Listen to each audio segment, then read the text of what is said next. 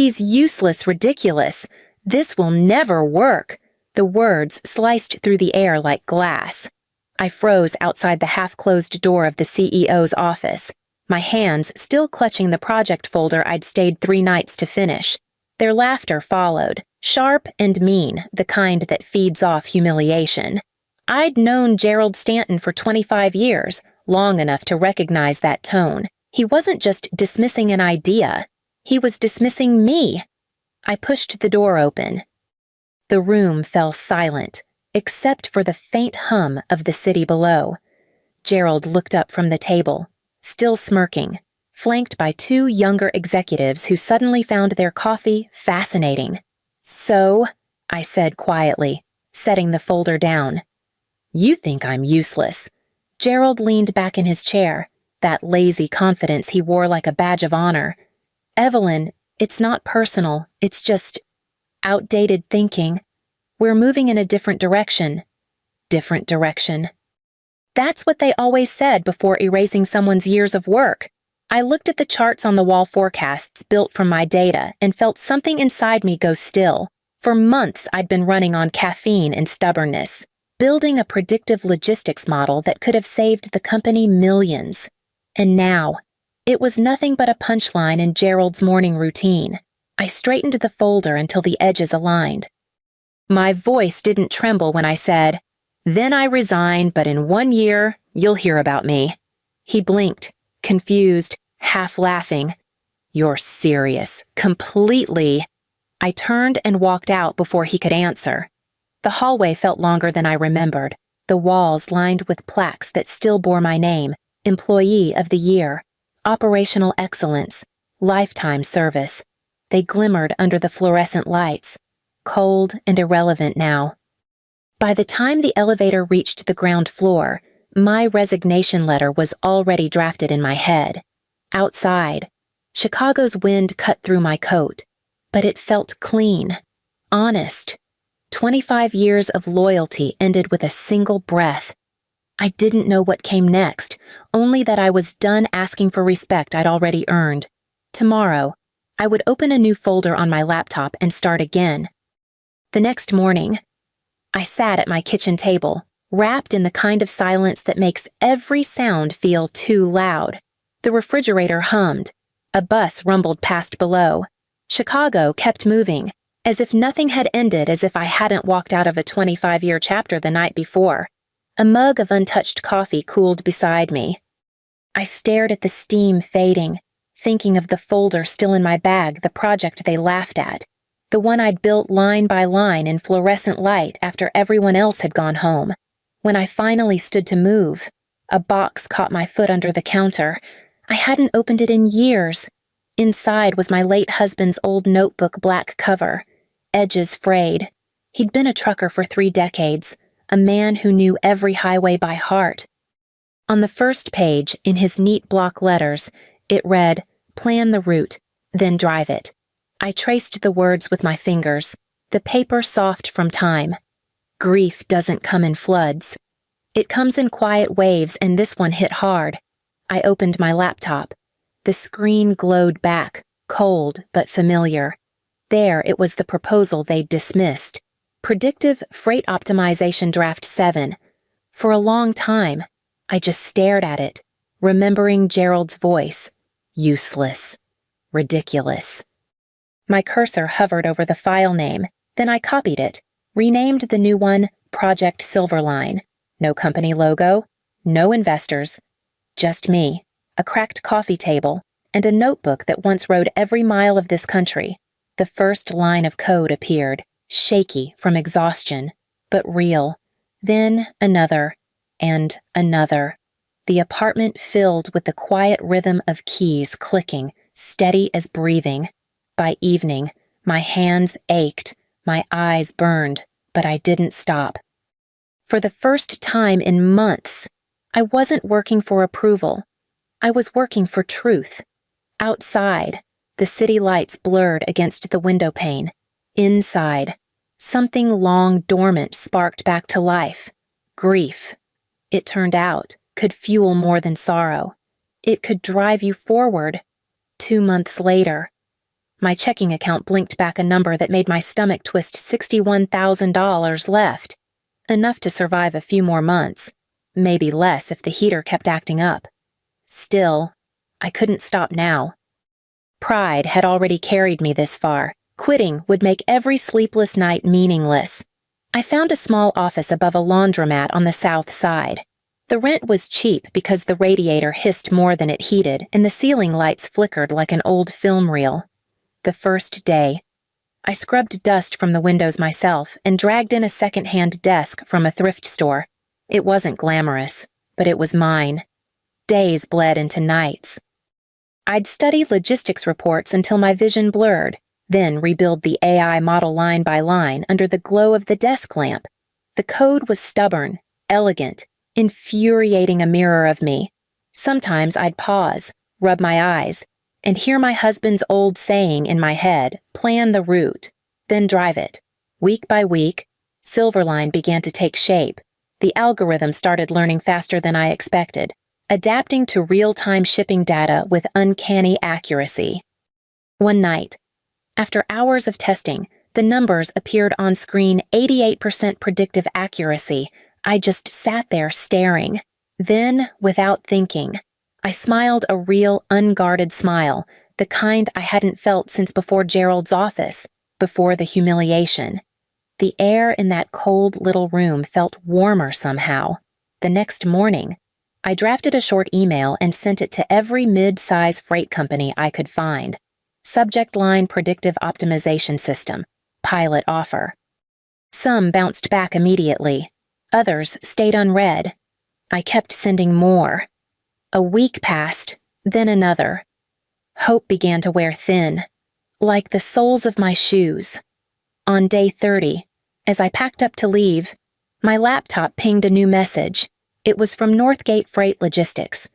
We'd like to see a demo. I froze, rereading it twice to be sure it was real. Outside, traffic roared down the street, indifferent to my small miracle. Inside that flickering office, my hands trembled on the keyboard. The first door had opened. The train to Indianapolis rattled through the gray morning. Carrying more than just my suitcase, it carried everything I had left to prove. I watched the landscape blur past the window, half rehearsing, half praying. By the time I arrived at Northgate Freight's headquarters, my palms were slick despite the winter air. The receptionist led me into a modest conference room where Vanessa Morales, the operations director, was reviewing a thick folder of reports.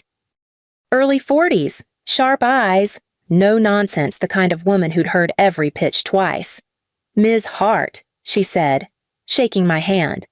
You're proposing a predictive logistics system that can cut our delay rates by 20%, 18 to 22 depending on volume. I replied, careful but steady. Her brow lifted slightly. And this is a solo operation for now, I said, just me. But the model works. She gestured to the laptop I'd set up. Then show me. My heart drummed as I launched the demo. The screen filled with routes, variables, and flashing red markers shipments at risk of delay. I clicked once, and the algorithm recalculated, rerouting each truck in real time. The projections shifted 17% reduction, then 21%, then 24%. Vanessa leaned closer. How accurate are these predictions? 88%, I said. Tested over 3 months' data. Silence stretched. Then, for the first time that morning, she smiled small but real. You built this alone. Yes. She closed the folder. We'll try a 3-month pilot, limited routes. If it holds up, we'll talk expansion. I exhaled so quietly it almost wasn't a sound. The contract was modest, but it was life. When I signed it, my hand trembled not from nerves, but from relief. On the train ride home, I stared at the dotted line where her signature rested beside mine. I whispered, the first yes that mattered. But when I checked my balance that night after rent, travel, and testing costs, the number left on my screen made my stomach sink. Hope, I realized, had a price, and it was climbing fast. By February, winter had settled over the Midwest like a punishment. Snow fell sideways. carried by wind that howled through every crack of my small office. The radiator had finally died, and I worked in fingerless gloves, coating through the cold. The forecasts were grim, the kind of storm that shut down highways and buried trucks for days. Logistics networks across the region began to panic. I watched the live freight maps flicker red as routes froze one by one. Then, something extraordinary happened. Silverline's system still running Northgate's pilot data detected the shift before the first closures hit. The model flagged a pattern in the weather data and rerouted half their fleet overnight. I barely slept, refreshing dashboards every hour. By morning, the news broke. Historic snowstorm. Paralyzes Midwest freight industry.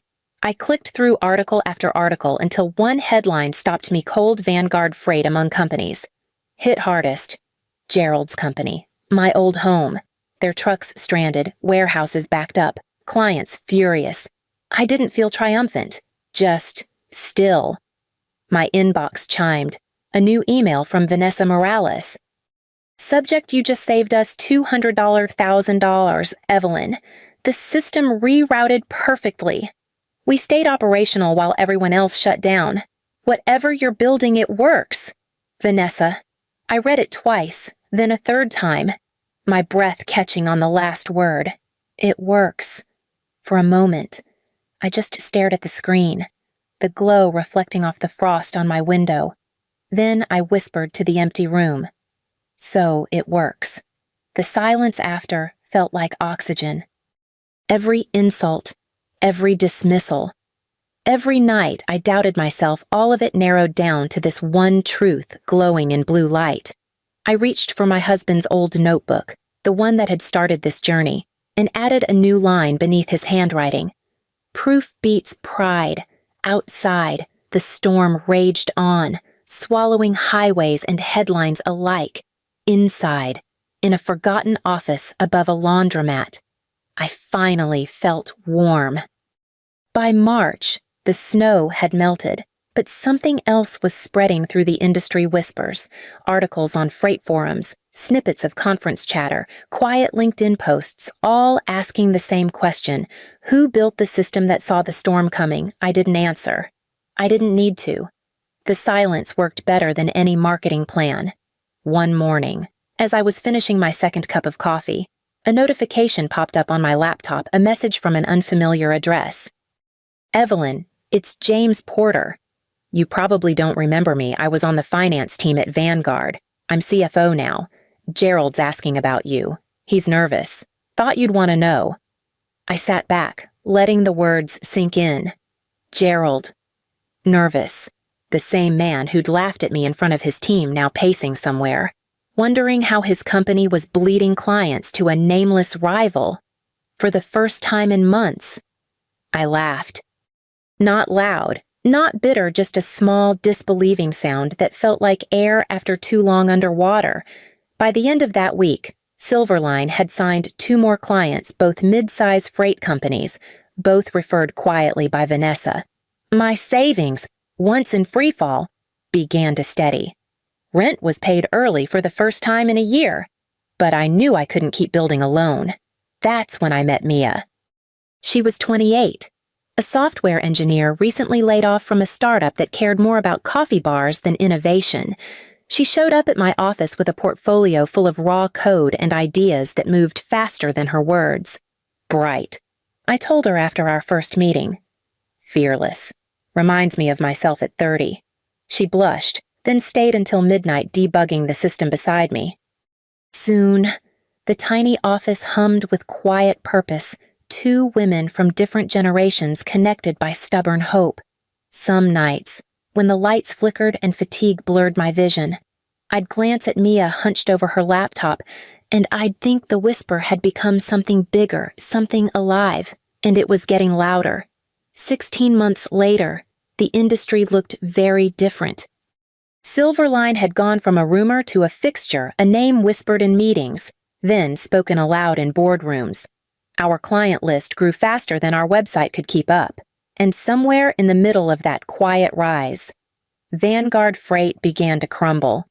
I read about it first in a trade newsletter. Vanguard reports consecutive quarterly losses. A month later, another headline followed: key clients exit amid system failures. It wasn't personal anymore. It was math. Their delays, their inefficiency, their arrogance all catching up at once. Mia showed me a chart one afternoon, bright lines crossing the screen like veins of light. "That's us," she said, pointing at the upward curve. "And that's them." The downward slope beside ours looked like a fracture. I didn't say it aloud, but I thought of glass under pressure, how it can look solid until the very last second. That night, I received another message from James Porter. "Evelyn, he's unraveling. Investors are leaving one by one. Gerald keeps blaming the weather, the staff, even me, but we all know the truth. He sees your name in every lost contract. He just can't admit it." I stared at the message for a long time before replying simply, "Take care of yourself." James. There was no satisfaction, no gloating. I'd stopped chasing validation long ago. The next week, I met with 2 regional freight companies, both firms Gerald once mocked for being too small to matter. They signed partnership deals without hesitation. The ink barely dried before new inquiries began to pour in. At Silverline, our office still sat above the laundromat, but the space felt bigger now, filled with quiet momentum.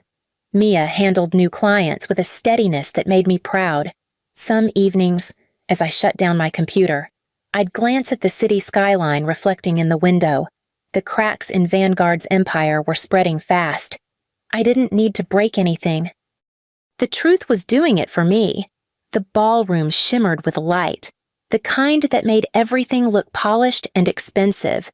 The annual Midwest Logistics Conference had always been Vanguard's stage, the place where Gerald Stanton strutted, laughed, and once, years ago, called my project a waste of company time. Now, Silverline's logo gleamed across the banners. We were the featured sponsor. Mia adjusted my microphone backstage, smiling nervously. "You okay?" I nodded, just remembering. The applause began before I even stepped out. Rows of faces turned toward me. Executives, engineers, analysts, some curious, some expectant. I walked to the podium, my heels steady against the polished floor. "Good morning," I began. My voice carried easily in the high-ceilinged room. 2 years ago, I sat in this very audience. I had a model no one believed in and a boss who told me it would never work. A soft ripple moved through the crowd. I didn't name him. I didn't have to. I clicked the first slide delivery heat maps, efficiency charts, performance stats. Silverline's data laid bare. Today, our clients report an average 28% improvement in delivery precision, but numbers only tell part of the story. I paused, scanning the room. Near the back, a familiar figure sat motionless. Gerald. His once slick hair was now gray, his expression unreadable. For a moment, I saw not a villain, but a man cornered by his own certainty. "Innovation," I said slowly, "doesn't belong to the loudest voice in the room. It belongs to the one that refuses to quit." The applause that followed rose like a wave, not wild, but steady, respectful. I let it wash over me without letting it carry me away. When I stepped off the stage, I caught Gerald's gaze again. No anger, no triumph, just silence between 2 people who had both been right in their own ways. Once. I gave a single nod. He didn't return it. Outside, the air felt cleaner than it had in years. I walked past the banners, past the noise, leaving the echoes behind. 2 years had passed since I walked out of Gerald's office with nothing but a folder and a promise. Silverline now occupied a real floor, not above a laundromat, but in a glass building overlooking the river. The name on the door still felt unreal sometimes. Investors called weekly. Reporters wanted interviews, and freight companies once out of reach now waited for a slot in our schedule. When the valuation papers came through, Mia printed them and left them on my desk. 3 million, she said, unable to hide her grin. Not bad for two women with a second-hand desk. I smiled, tracing the number with my finger. It wasn't about the money, not really. It was proof that the map I'd drawn in faith had led somewhere real. That same week, Frostline Freight, a national carrier, requested a meeting. Their CEO, a quiet man named Arthur Lynn, sat across from me in a downtown conference room with a proposal that felt both surreal and inevitable. "We'd like to acquire Silverline," he said, "full integration. You'd stay on as Chief Technology Officer, of course." I glanced at Mia, who gave a tiny nod. She had earned her own kind of piece in this story. I read the offer twice before setting the papers down. "You understand this system stays ethical. No shortcuts, no exploitation. It was built on trust." Arthur smiled. "That's why we want you to stay." When I signed, it didn't feel like surrender. It felt like arrival. A month later, the transfer completed. The payout hit my account, an amount I never imagined seeing, and the first thing I did was open a new TAB scholarship fund for women in logistics technology. That evening, I walked along the edge of Lake Michigan. Snow drifted over the water. The city lights soft behind the haze. Somewhere downtown, a company I built from nothing kept humming through the night. 1 year had become 2. The promise I'd made in anger had turned into something gentler, something like peace.